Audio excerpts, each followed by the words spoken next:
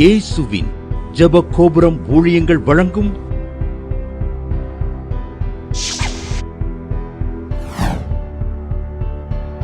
நம்பிக்கையிலே சந்தோஷமாயிருங்கள்.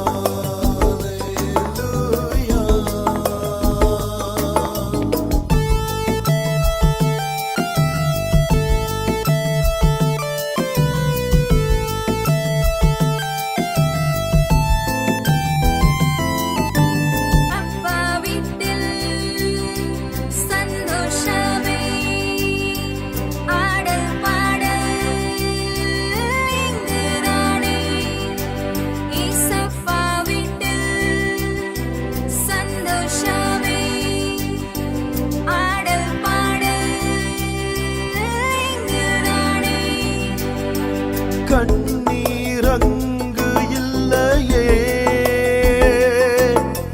வியாதி வறுமையில்லையே. ஓஹோ, கண்ணீரங்கு இல்லையே, வியாதி வறுமையில்லையே.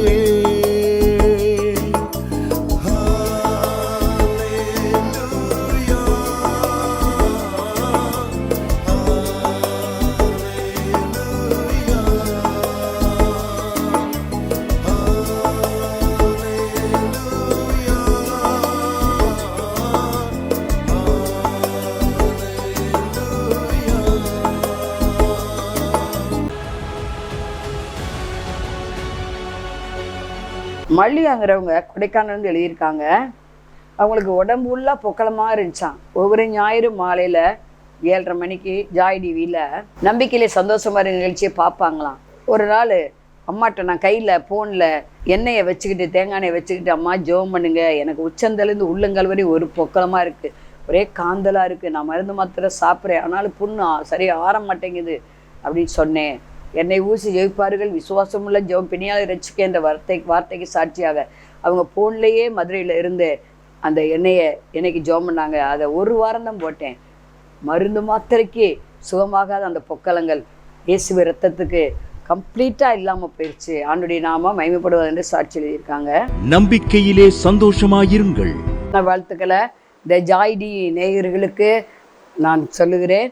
அல்லேலூயா, தேங்க்யூ ஜீசஸ். உங்களுக்காக டிவி பார்க்குற ஒவ்வொருவருக்காகவும், தேவன் எல்லாம் கூட பத்திரிகையை வாங்கி படிக்கிற ஒவ்வொருவருக்காகவும் நாங்கள் தொடர்ந்து ஜெபம் பண்ணுகிறோம். யூடியூப் பார்க்குற ஒவ்வொரு பிள்ளைகளுக்காக நாங்கள் ஜெபிக்கிறோம். அல்லேலூயா, அல்லேலூயா. நீதிமானின் மன்றாட்டு மிகவும் பலனுள்ளதாக இருக்கிறது. யாக்கோபு 5:16 படி நீதிமான் விரும்புகிறது நடக்கும். இயேசு உங்களை என்னை நீதிமானாக மாற்றியிருக்கிறார். அப்படி இரத்தத்தினால, அவருடைய ஆவினால், அவருடைய வசனத்தினால நம்மளை நீதிமானாய் மாற்றியிருக்கிறார். அல்லேலூயா, அல்லேலூயா. விசுவாசிக்கிறவன் தான் நீதிமான். ஆபிரகாம் விசுவாசித்தான், அது அவனுக்கு நீதியாக எண்ணப்பட்டது. நீதிமான் கூப்பிடுவதை அவர் கேட்பார். நீதிமானுக்கு வரும் துன்பங்கள் அநேகமாகத்தான் இருக்கும் பிரியமானவர்களே. ஆனால் அவை எல்லாவற்றிலும் கர்த்தர் நிற்பார். கர்த்தர் நின்று என்ன செய்வார்? விடுவிப்பார். ஏன் எனக்கு மட்டும் என்று சொல்லி நீங்கள் பதற வேண்டாம், கவலைப்பட வேண்டாம். எல்லா விண்ணப்பங்களையும் கவலைப்படாமல் சோத்திரத்தோடு ஆண்டவருக்கு தெரிவிச்சிருங்க. ஆண்டுடைய நேரம்னு ஒன்று இருக்குது, கர்த்தர் அதை நிறைவேற்றி முடிப்பார். ஆகவே கை இவ்வளவேன்னு பொய்யுறியாத தேவன். தலையை தாழ்த்தி மிச்சம் பண்ணுவோம். பரலோக பிதாவே, நாங்கள் மெய் சோத்திரிக்கிறோம், துதிக்கிறோம். ஆவியானவர் பலமாய் இறங்குவீராக. இந்த தேவ செய்திக்கு விரோதமாக எழும்புற ஆயுதம் நசனா இயேசு நாமத்தில் வாய்க்காமலே போவதாக. வசனம் 30, 60, 100 பலன் தருவதாக. வசன பொறிக்கு பிசாசை இயேசு நாமத்தில் சபிச்சு அப்புறப்படுத்துகிறோம். பேசுவது நீங்கள் எல்லாம், உங்களுக்கு இருக்கிற பரிசுத்த ஆவியானவரே நீர் பேசு ஆண்டவரே. நாங்கள் கேட்குறோம். கேட்டு அதை காற்றுல விட்டு விடக்கூடாது. இந்த காதில் வாங்கி அந்த காதில் விடக்கூடாது. வசனத்தின் வெளிச்சத்தில் நடக்கணும். பேசப்படுகிற வேத வசனங்கள் ஆண்டவரே ரெக்காதாக வர கால்களுக்கு தீபமும் செல்லு வலிக்கு அது வெளிச்சமாய் இருப்பதாக. வேதத்தை கைக்குள்ளவர்களும் பாக்கியவான்கள். அல்லேலூயா. வேதமே வெளிச்சம், கட்டளையே விளக்கு. அதிகால வேதத்தை யாரும் புறக்கணிக்கக்கூடாது. அல்லேலூயா. அதுதான் கர்த்தர் நமக்கு எழுதி கொடுத்த ஒரு ஒயிலாக இருக்கிறது. அல்லேலூயா. அந்த ஒயில் பத்திரத்தை நம்ம வைத்திருக்கணும், எப்போதும் இருதயத்தில் வைத்திருக்கணும். அப்போதான் வாயினால் அந்த உயிரில் எழுதப்பட்ட எல்லாத்தையும் நம்ம சொல்ல முடியும். அல்லேலூயா. அதிகாதகல வர வேதத்தை மறந்தா கர்த்தர் நம்ம எல்லாரையும் மறந்துடுவார். அல்லேலூயா. ஆவியானவரே இறங்கும், இறங்கும். வேதத்தை கை கொள்ளுவரும் பாக்கியவான். உங்களுக்கு எனக்கும் பாக்கியம் உண்டாகும்படி வேதத்தை கை கொள்ளுவோம். அல்லேலூயா. வேத வசனத்தை கவனித்து கேட்போம், அதன்படி செய்வோம். அப்பொழுது கர்த்தர் பாக்கிய நன்மை நமக்கு உண்டாக பண்ணுவார். ஆமேன். இயேசுநாமத்தை பிதாவே ஆமேன். இந்த நாள்லையும் கூட கர்த்தர் என்னோடு பேசின ஒரு காரியத்தை தியானிக்க போகிறோம். சங்கீதம் 33:9. அவர் சொல்ல ஆகும், அவர் கட்டளையிட நிற்கும். அவர் சொல்லிட்டார்னா அது அப்படியே என்ன செய்ய நடக்கும். நம்ம எத்தனையோ காரியங்களை சொல்கிறோம், நடக்க மாட்டேங்குது. ஏன்னா நம்ம மாம்சத்தில் பேசியிருப்போம். ஆண்டவர் வாயிலிருந்து இருபுறமும் கருக்குள்ள பட்டை வருகிறது. அவர் தேவனுடைய ஆவினால் நிரப்பப்பட்டு பேசுகிறார். அதனால் அது நடக்கும். ஏன்னா இவர்கள் தேவனுடைய ஆவியினால் நடத்தப்படுகிறார்களோ அவர்களும் தேவனுடைய புத்திரர்.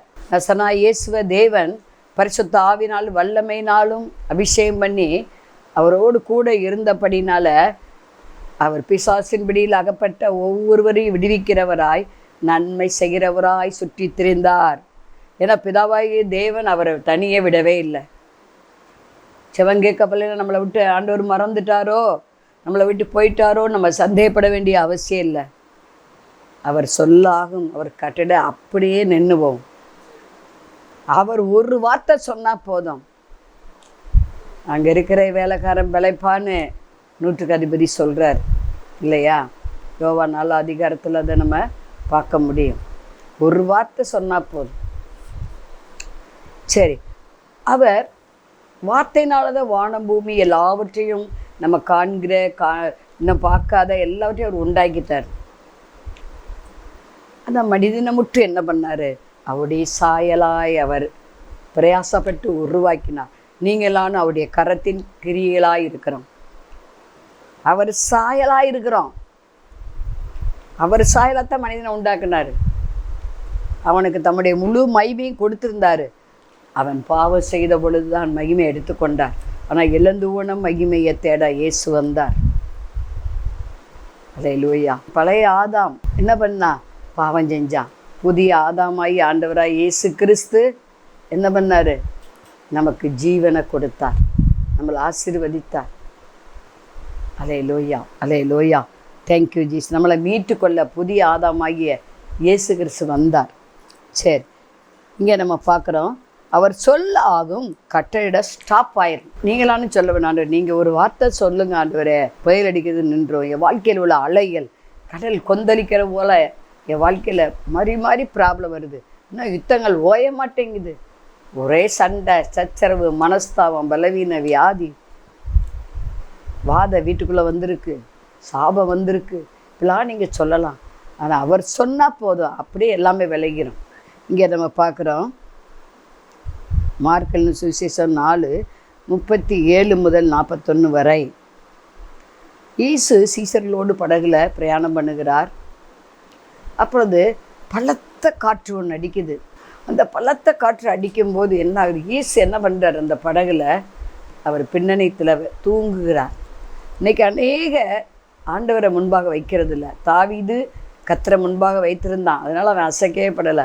இன்றைக்கி அநேகருடைய வாழ்க்கையில் இயேசு பின்னால் இருக்கிறார். அவரை தூங்க விட்டுறாங்க. நான் பார்த்துக்கிறேன் ஆண்டவரே. ஒரு ஒரு ஒரு எனக்கு தெரிஞ்ச ஒரு 2 பேர் சொன்னாங்க, நீங்களாம் எனக்கு ஒன்றும் ஜெபம் பண்ண வேண்டாம், நான் பார்த்துக்கிறேன் என் பிரச்சனையை. கடைசியில் தோல்வி தான் அவங்களுக்கு. ஆண்டவர் இல்லாத லைஃபு, ஆண்டவர் கிரியை செய்யாத எந்த ஒரு செயலும் வேஸ்ட்டுங்க. 2 பேர் அப்படி சொன்னாங்க. ஒரு பொண்ணு ரொம்ப என்கிட்ட கோவப்பட்டுட்டா. இதுக்கு நான் கொஞ்சம் வெயிட் பண்ணுப்பா, அதாவது ஒரு பொண்ணு ஒரு மாப்பிள்ளை பார்த்தாச்சு, அந்த பையனும் இந்த பொண்ணு பேசியாச்சு, ஆனால் கொஞ்சம் வெயிட் பண்ண சொன்னாங்க அந்த பெண்ணுடைய தாயார். அதுக்கு பொறுக்கலை. என்கிட்ட பயங்கரமாக பேசி எங்கள் அம்மாட்ட சொல்லிடுங்கான்ட்டே, இவங்க தோதுக்கலாம் நான் போக மாட்டேன், எனக்கு இப்போவே என்ன செய்யணும், அந்த பையன் நம்பர் வேணும், நான் பேசணும், எனக்கு பிடிச்சிருக்கு அப்படின்னு சொன்னான். இல்லைன்னா இப்போ வாங்கி கொடுக்கலைன்னா நீங்கள் எந்த மாப்பிள்ளை கொண்டு வந்தாலும் நான் கட்டிக்கிட மாட்டேன். எப்படி நீங்கள் கொண்டு வந்தாலும் கட்ட மாட்டேன், எங்கள் அம்மா கொண்டு வந்தாலும் கட்ட மாட்டேன், என் வாழ்க்கையை நான் பார்த்துக்கிடுவேன், நானே துணையை தேடிக்கிடுவேன் அப்படின்னு சொன்னேன். இதுவரை கல்யாணம் ஆகலை. ஏன்னா குடும்பம் ஆண்டவரால் ஏற்படுத்தப்பட வேண்டும். முதல் குடும்பத்தை ஆண்டவர் ஏதேனில், ஏதேன் என்றால் மகிழ்ச்சி, ஏதேன் தோட்டத்தில் ஆதாமை வச்சார், அவர் சாயலாக உருவாக்கி. பின்பு அவனுடைய விழா எலும்பை எடுத்து ஒரு பெண்ணை உண்டாக்கி அவனே பேரிடும்படி கொண்டு வந்தார். ஏவாள் என்று பேரிடும்படி கர்த்தர் உதவி செய்தார். இவள் மாம்சத்தின் மாம்சமாக இருக்கிறாள், எலும்புக்கு எலும்பாக இருக்கிறாள், இவரின் மாம்சத்திலிருந்து எடுக்கப்பட்டபடி அவன் மனுஷி என்று பெயர் வைத்தான் இல்லையா? அப்போ இவன் தனிமையாக இருப்பது நல்லதல்ல என்று ஒரு துணையும் ஆண்டவர் தான் ஏற்படுத்தினார். கர்த்தர் குடும்பத்தை கட்டாலொழிய கட்டுரு புரோஜனம் வருதாங்க. கர்த்தர் நகரத்தை காத்தாலொழிய காக்குரு புரோஜனம் வருதா. நான் ஒரு இதில் படித்தேன், எத்தனையோ வேலைக்காரங்க அவங்க பெரிய அரண்மனை வச்சுருக்காங்க, பெரிய நல்ல வசதி வாய்ப்பு. பார்த்திங்கன்னா ஒவ்வொரு காலுக்கு போகும்போது வாட்ச்மேனு குறுக்கா இருக்காங்க, ஆனால் எல்லாத்தையும் கட்டி போட்டு இருக்கலாம் கொள்ளையடிச்சு போயிட்டான்னு பார்த்தேன். எப்படி? ஏன் ஆண்டவர் அங்கே காக்கலை? நீங்கள் எத்தனை துப்பாக்கி ஏந்தினவங்கள வச்சாலும் நமக்கு தெரியும், மெய்க்காவலர் தான் என்ன செஞ்சார், இந்திரா அம்மாவை கொண்டுட்டார் வீட்டிலேருந்து வெளியே வரும்போது இல்லையா? அப்போ பாதுகாப்பு உங்களுக்கு இருந்துச்சு. பூனைப்படை, கருப்பு படை, எல்லா படையும் அவங்களுக்கு இருந்துச்சு பாதுகாப்பு. அதையும் மீறி குண்டை போட்டு என்ன பண்ணிட்டாங்க, அவங்கள கொண்டுட்டாங்க. ராஜீவ்காந்தி இதே நிலைமை தான் இல்லையா? அப்போ தேசத்துக்காக அவங்கெல்லாம் ரத்த சாட்சியாக மறிச்சிருக்காங்க. அவங்கள பாதுகாப்பு இல்லைன்னு நினைக்கிறீங்களா? இருந்துச்சு. அப்போ தனக்குத்தானே விரோதமாய் பிரிந்திருக்கிற எந்த வீடு பாழாய் போகும், தனக்குத்தானே விரோதமாய் பிரிந்திருக்கிற எந்த ராஜ்யம் விழுந்து போகும். ஆண்டவர் இல்லாத லைஃபே கிடையாது, தெரிஞ்சுக்கோங்க. அவர் சொல்லணும், அப்போ தான் உங்கள் பிரச்சனை தீரும். அவர் கட்டளையிட்டு அப்படியே ஆஃப் ஆயிரும். உலகமே 28:1-2 வாசிக்கிறேன் இல்லையா? என்ற கட்டளையின்படி நீங்கள் நடந்தீங்கன்னா இப்போது சொல்லப்படுகிற ஆசீர்வாதங்கள்லாம் அது பழிக்கும். ஆண்டவர் சொன்னார், என் நுகத்தை நீங்கள் சுமங்க, வருத்தப்பட்டு பாரசம் குறை எல்லாரும் இடத்துல வாருங்கள். மத்தேயு 11:28 சொல்லுகிறது, நான் உங்களுக்கு இளைப்பாறுதல் தருவேன், என் கட்டளை நீங்கள் கை கொள்ளுங்க. அவருடைய கட்டளை பாரமானதே அல்ல, என் சுமை லேசானது அப்படிங்கிறார். மனுஷனே ஓ இருதயத்தை எனக்கு தா, மகளே ஓ இருதயத்தை எனக்கு தா அப்படிங்கிறாரு. நம்ம கொடுத்துட்டா அவரே என்ன செய்வார், அதில் பேசுவார், அவரே என்ன செய்வார், கட்டளையிடுவார், நம்ம மனச்சஞ்சலத்தை நீக்குவார், நம்ம தேவையில் சந்திப்பார். இங்கே நம்ம பார்க்குறோம், அங்கே சீசர்கள் புலம்புறாங்க, ஆண்டவரே நாங்கள் மடிந்து போகிறதும் கவலை இல்லையா? ஆண்டவர் சொன்னார், ஏன் உங்களுக்கு விசுவாசம் எங்கே போச்சு? காற்றை பார்த்து கடலை பார்த்து என்ன செய்கிறாரு, பேசினார். காற்றை பார்த்து இறையாத, கடலை பார்த்து நீ என்ன செய்யாத, கடல் அலையை பார்த்து கொந்தளிக்காத, அமைதியாக இரு. கொந்தளிக்கிற நம்முடைய வாழ்க்கையில், தேவையில் நிறைந்த வாழ்க்கையில், தேவையில் நிறைந்த குடும்பத்தில் அவர் சொன்னாருன்னா அது அப்படியே என்ன செய்யும், நடக்கும். அவர் சொல்ல ஆகும், அப்படின்னா நடக்கும். கட்டளையிட அப்படியே பிரச்சனை நீங்கும். அவர் கட்டளையிடணும். நீங்கள் எத்தனை நாளோ ஜெபிக்கலாம், ஏசு நாமத்தை இந்த பிரச்சனை போட்டு ஆண்டவரே, இந்த தடை போட்டு ஆண்டவரே, இந்த கட்டுகள் உடையிட்டு ஆண்டவரே கேட்டுக்கலாம். அவர் சொல்ல ஆகும், அவர் கட்டளையிட நிற்கும். இயேசு சீசர்களால் அது முடியலை. ஏன் அவிசுவாசமாக இருக்கீங்க அப்படின்னு கேட்டார். நம்முடைய அவிசுவாசம்தான் நம்ம வாழ்க்கையில் கொந்தளிக்க வைக்கிறது. ஆண்டவர் சொன்னார், அவிசுவாசமாக விசுவாசமாயிரு. விசுவாசம் வரத்திலே வருகிறது, கனியிலே வருகிறது.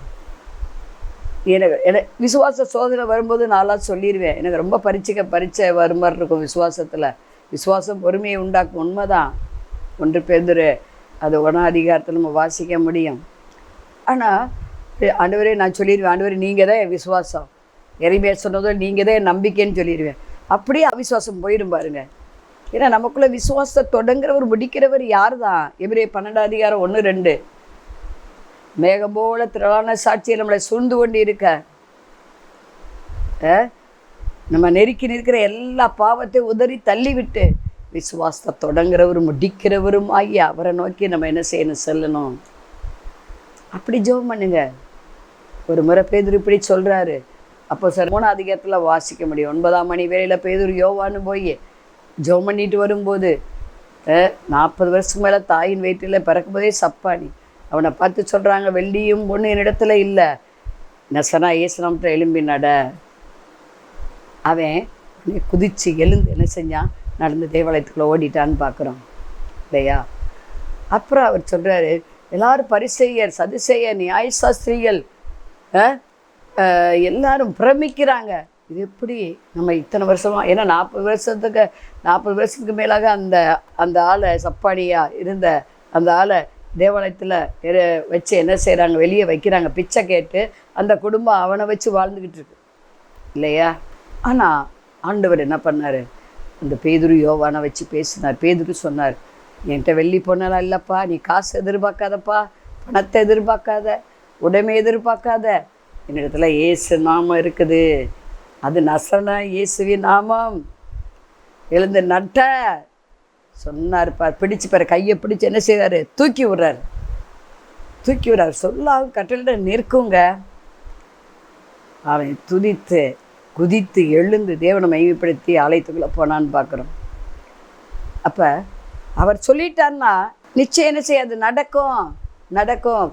உங்கள் வாழ்க்கையில் எந்த காரியம் உங்களை தாக்கிக்கிட்டே இருக்குது, உங்களால் எழும்ப முடியல, ஆண்டவருக்காக ஒரு சாட்சியாய் வாழ முடியலை, அவமானம், நிந்தனை, போராட்ட, தோல்வி, பலவீன, வியாதி, தேவைகள், தடைகள், இவைகளை நீங்கள் சுமந்துக்கிட்டு இருக்கீங்களா? ஆண்டவர் சொல்கிறாரு, அல்லேலூயா, இறையாத, அமைதலாயிரு. அதட்டுங்க. அதை பார்த்து, பிரச்சனையை பார்த்து. ஆண்டவர் நமக்கு சர்ப்பங்களை மிதிக்கவும் தேள்களை மிதிக்கவும் நமக்கு என்ன செய்கிறாரு? அதிகாரம் கொடுத்துருக்கிறார். ஒன்று நம்மளை சேதப்படுத்த மாட்டாதுன்னு இருக்கு. இப்போ ஒன்று சேதப்படுத்த முடியாது. அவர் சொல்ல கட்டளை இருக்கும். அப்போ நீங்களும் நானும் ஆண்டோடைய வார்த்தையை சொல்லணும். அது அப்படியே ஸ்டாப் ஆகும்.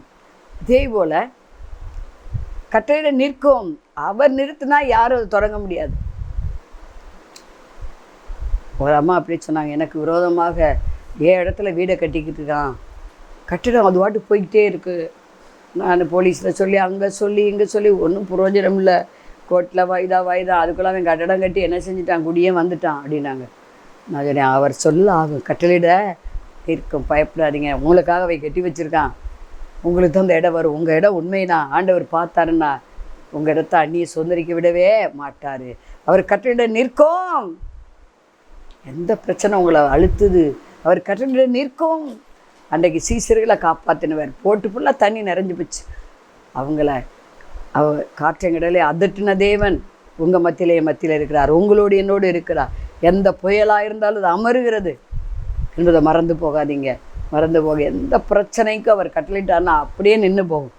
சரி, அடுத்து நம்ம பார்க்குறோம் 139 சங்கீதம் 4. நாவில் சொல் பிறவாக்கு முன்னே அவர் என்ன பேச போனால் இருந்திருக்கிறார் நம்ம.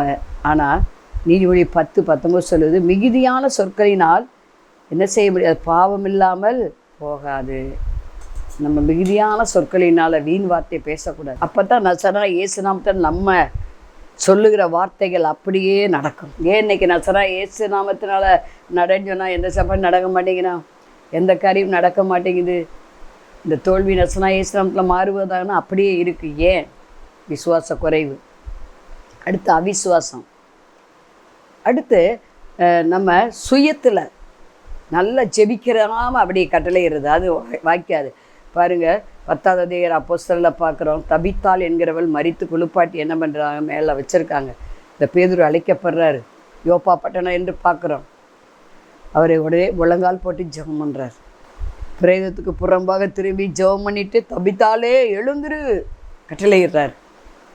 அது அவள் ஜீவன் வந்துச்சா? வந்துச்சு. செபிக்காமல் போய் நசரேயன் இயேசு நாமத்தில் செய்யினா செய்யாது, நடக்காது.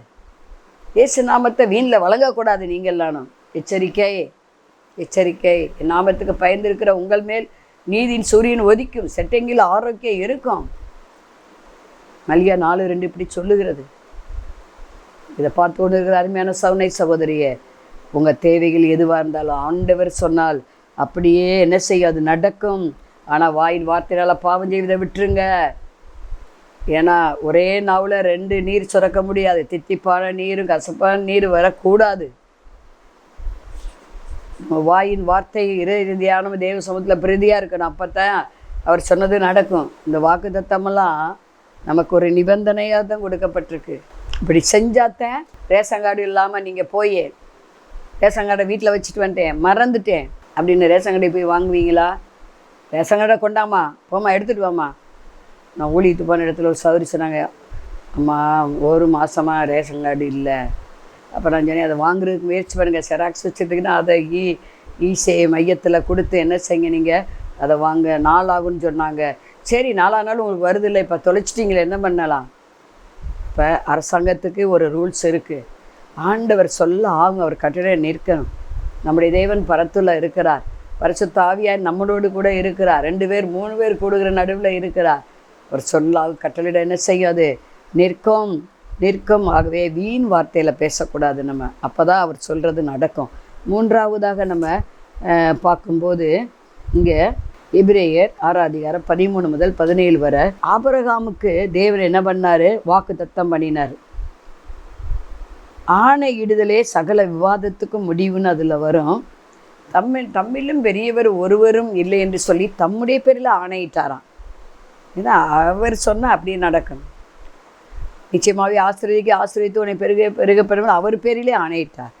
மனுஷர்கள் தங்களிலும் பெரியவர் மேலே ஆணையிடுவார்கள். அதை உறுதி பண்ணும்படிக்கு ஆணையிடுதலே சகல விவாதத்துக்கும் முடிவு. அவர் சொல்லிட்டான்னா அவங்க வழக்கு முடிஞ்சிடும். நீதிமன்றத்தில் வழக்கு க்ளோஸ் ஆயிடும். விவாதம் பண்ணிகிட்டே இருக்காங்களா அவங்க வீட்டில், எதை சொன்னாலும் அதுக்கு ஒரு முடிவு. அவர் சொன்னால் விவாதம் முடிஞ்சு, வழக்கு முடிஞ்சது. ஒரு ரெகபோத்து வந்துடும், ரெகபோத்து வந்துடும். ஈசாக்கு துறவு வெட்டிக்கிட்டு இருந்தான், ஏசேக்குன்னு பேர் வச்சா, அடுத்த சித்தனா, 2மே முடிஞ்சிச்சு. ரெகபோத்து வந்ததா, வழக்கு முடிந்ததா? நிச்சயம் வழக்கு முடியும். இந்த கோர்ட்லேருந்து அந்த கோர்ட்டுக்கு போயிட்டாங்களா, கவலைப்படாதீங்க. ஒரு சௌரி இப்படி சொன்னாங்க, நானும் வக்கீலை பிடிச்சி நான் பார்த்துக்கிட்டு இருக்கேன் ஆண்டி, இன்னும் எனக்கு முடியலை, 5 வருஷமாக ஓடிக்கிட்டு இருக்கு. ஆனால் இதுக்கடையில் அவங்க என்ன ஒரு தப்பு பண்ணியிருக்காங்க, பணம் கொடுத்துட்டாங்க அந்த இடத்துக்கு, அப்போ பத்திரம் பதியலை. இப்போ என்ன பண்ணிட்டாங்க, அந்த இடத்துக்காரங்க வேறவங்களுக்கு விற்றுட்டாங்க, இவங்ககிட்ட பணம் வாங்கலைங்கிறாங்க, இறந்தும் போயிட்டாங்க. அவங்க பிள்ளையே எங்கள் அம்மா அப்பா வாங்கினது எனக்கு தெரியாது அப்படின்றாங்க. ஆகவே ஆனால் இவங்ககிட்ட கொடுத்ததுக்கு ஏதாவது இருக்கானா, ஒரு வவுச்சர் இல்லை. ஒரு ஞானமாக செய்யணும். ஆனால் இதே மாதிரி ஒரு வீட்டுக்கு பணம் கொடுத்துட்டு, ஒரு இடத்துக்கு வீடு கட்ட பணம் கொடுத்துட்டு 22 வருஷமாக பதியாமல் இருந்தாங்க. ஆனால் நாங்கள் 52 நாள் ஜெபம் பண்ணோம். பாருங்கள், அந்த இடத்துக்காரு உடைய பையன் வந்து அவர் இறந்துட்டாராம். ஆனால் அவங்க பையன் பெங்களூர்லேருந்து அவங்களுக்கு இடத்த பதிஞ்சு கொடுத்துட்டான். இதெல்லாம் அவர் சொன்னார். ஆண்டவரே, இந்த ஊழியத்தை தாங்குகிற மகள் ஆண்டவரே மனம் இறங்குங்கன்னு சொல்லி எல்லோரும் 52 நாள் ஜெபம் பண்ணோம். கத்துற அந்த ஆள் எங்கே இருக்காருன்னு எங்களுக்கு தெரியாது. அற்புதமாக அந்த இடத்துக்காரு வந்தார். அது அவர் சொன்னதுனால வந்தாங்க. ஆண்டவர் சொல்லியிருக்கிறாரு, என் பிள்ளைய கத்துறாங்க, கதறாங்க. இதை பாருங்கள், அழகாக 2 மாடி அந்த வீடு எழும்புது. ஆண்டவரால் முடியும். ஆணையிட்டாரு, ஏய் நீ போப்பா. பெங்களூர்லேருந்து அவர் அனுப்பியிருக்காரு. அவர் சொல்லியிருக்காரு, நீ போ, என் பிள்ளைய கதறிக்கிட்டு இருக்காங்க. ஆனால் அதே இடத்துக்கு அவங்க மொத்தத்தில் 4 லட்சம் தான் கொடுத்தாங்க. இன்றைக்கி ஒரு சென்ட் 10 லட்சம் போகுது, 6 சென்ட். இப்போ எவ்வளவு? 22 வருஷத்துக்கு முந்தி ஒரு சென்ட் 1 லட்சம் கூட அவங்க வாங்கலை. ஆனால் அவர் சொல்லிட்டாரு, நடக்குது. நீங்கள் சொல்லுங்கள் ஆண்டவரே, அந்த இடத்துக்கார உள்ளத்தை அசைங்க. ஆணையிட்டார். விவாதத்துக்கு முடிவு வந்துச்சு, வாக்குவாதத்துக்கு முடிவு வந்துச்சு. கணவன் மனைவி ஒரே சண்டை, விவாதம். நீ தான் பணத்தை கொடுத்து ஏமாந்துட்டேன்னு வீட்டுக்காரர் குற்றப்படுத்திக்கிட்டே இருந்தார். என் சம்பாத்திட்டு நீ தொலைச்சிட்ட, பத்திரம் ஏன் அன்றைக்கி நீ போடலை அப்படின்னு சொல்லி ஒரே சண்டை. ஆனால் அந்த வாக்குவாதத்துக்கு ஒரு முடிவு வந்தது. அவர் சொன்னார், நின்று போச்சு, கட்டளையிட்டார், பத்திரம் போட்டாங்க.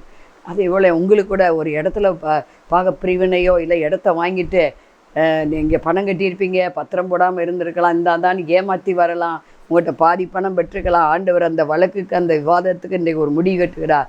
அவர் சொல்லாக கட்டளையிட கண்டிப்பாக நிற்கும்.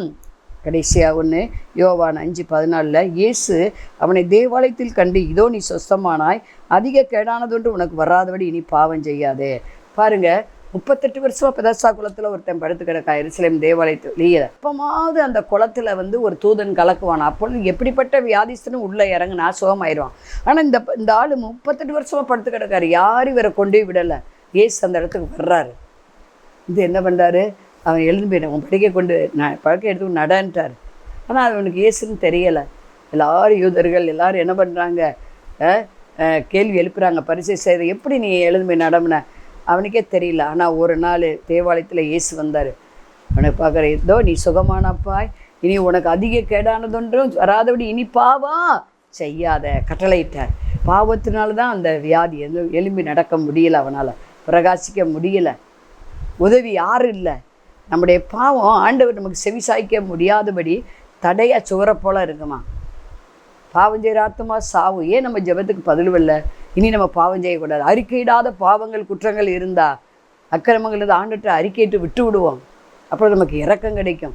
கண்டிப்பாக பாவத்துக்கு ஒரு முடிவு. இனி பாவம் செய்யாமல் நீங்கள் வாழணும்னா ஆண்டவர் சொல்லாகும் கட்டளைன்னு இருக்கும். வியாதி இல்லாமல் ஆசீர்வாதமாக வாழணும்னா ஆண்டவர் சொன்னாது அப்படியே நடக்கும். அவரை பிடித்து கொள்ளுங்கள். கர்த்தர் நிச்சயம் என்ன செய்வார். வருஷக்கணக்காக இருக்கிற எந்த ப்ராப்ளத்தையும் இன்றைக்கு நீக்க விரும்புகிறார். அவர் சொல்லாக கட்டளை நிற்கும். ஜெபம் பண்ணுவோம். பரலோக பிதாவே, நாங்கள் சொத்தரிக்கிற துதிக்கிற அவர் சொல்லாக கட்டளை நிற்கும். இதை பார்த்து கொண்டு இருக்கிற அருமையான ஜாய் டிவி நேயர்களுக்கு கர்த்தர் சொல்லுகிறார், அல்லேலூயா ரகலவர், உங்களால் கூடாதவைகள் தேவனால் கூடும். அல்லேலூயா ரக. அரிப்பு, உடல் முழுவதும் அரிப்பு. கர்த்தர் சொல்லுகிறார், அரிப்பு சாவ நீங்கி போவதாக. ஆமென். அல்லேலூயா அல்லேலூயா. இயேசு நாமத்தில் சொல்லுகிறேன், அரிப்பு சாவ நீங்கி போவதாக. தேவனர் அசைவாடுவீராக. அல்லேலூயா ரக அதிகா பாபா லாபாரவோ. அல்லேலூயா. எழுதி வச்ச அந்த பத்திரத்தை காணோம், தேடிக்கிட்டே இருக்கீங்க. அல்லேலூயா. காணாமல் போன பொருளுக்காக ஜெபம் பண்ணிக்கிட்டீங்க. இயேசு சொல்ல, அது கிடைச்சது, கழுதை கிடைச்சது, அந்த பொருள் கிடைப்பதாக இயேசுவின் நாமத்தினால. ஆவியானவரே இறங்கப்பா. அநேகர் அழுகிறீங்க, ஆண்டவர் எனக்கு இறங்க மாட்டாரா, இறங்க மாட்டார்னு. நித்திய கிருபையினால் இறங்குகிறார். உன் கண்ணீரை கண்டேன், உன் விண்ணப்பத்தை கேட்டேன். உன் முகத்தில் வடிகிற கண்ணீரை கர்த்தர் துடைக்கிறார். கண்ணீருக்கு காரணமாக இருக்கிற ப்ராப்ளம் இயேசுவின் நாமத்தில் நீங்கி போவதாக. ஆவியானவர் இறங்கி ஆசீர்வதிப்பாராக, ஆளுகை செய்வாராக, தடைகள் நீங்கி போவதாக. அல்லேலூயா அல்லேலூயா. ஃபைனல் கார்டு பிரச்சனை நீங்கி போவதாக. அல்லேலூயா அல்லேலூயா. மிச்சமே எடுக்க முடியல, சம்பாத்தியம்லாம் பொத்தல் பையில் போட்ட மாதிரி இருக்குது. அந்த தரத்துல நீங்கி போவதாக இயேசு நாமத்தினால ஆசீர்வதி. இயேசு நாமத்து பிதாவே. மாணவர்களே, அதிசய கல்வாரி ஊழியங்கள் மூலம் ஒவ்வொரு மாதமும் தேவனால் எல்லாம் கூடும் பத்திரிகையை நாங்கள் வெளியிடுகிறோம். தேவ சமூக பாடல்கள் DVD, ACD, இந்த பாடல்களை நாங்கள் வெளியிடுகிறோம். அதிசய கல்வாரி ஊழியம் இது தீர்க்க தரிசன ஜெப ஊழியமாக நடைபெறுகிறது. இந்த ஊழியங்களுக்காக ஜெபிக்க, காணிக்கையை அனுப்ப, தாங்க மறவாதிருங்கள். ஜெபிக்கிற, கொடுக்கிற, உழைக்கிற உங்கள் ஒவ்வொருவரையும் ஆண்டவர் தாமே ஆபிரகாமை ஆசீர்வதித்தது போல சகல விதத்திலும் உங்களை ஆசீர்வதிப்பாராக. ஆமென். அன்பிற்குரியவர்களே, இந்த ஊழியத்தை உங்கள் காணிக்கைகளால் தாங்குபவர்களின் கவனத்திற்கு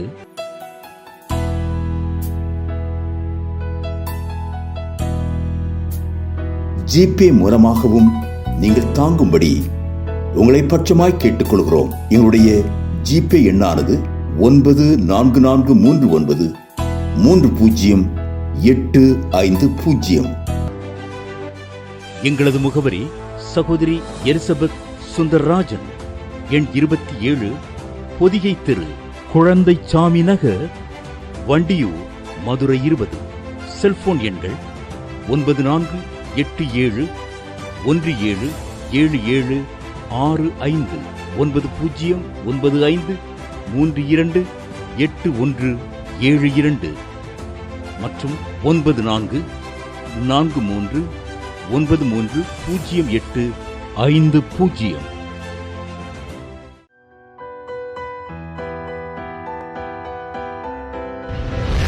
கர்த்தர் உங்களை ஆசீர்வதிப்பாராக.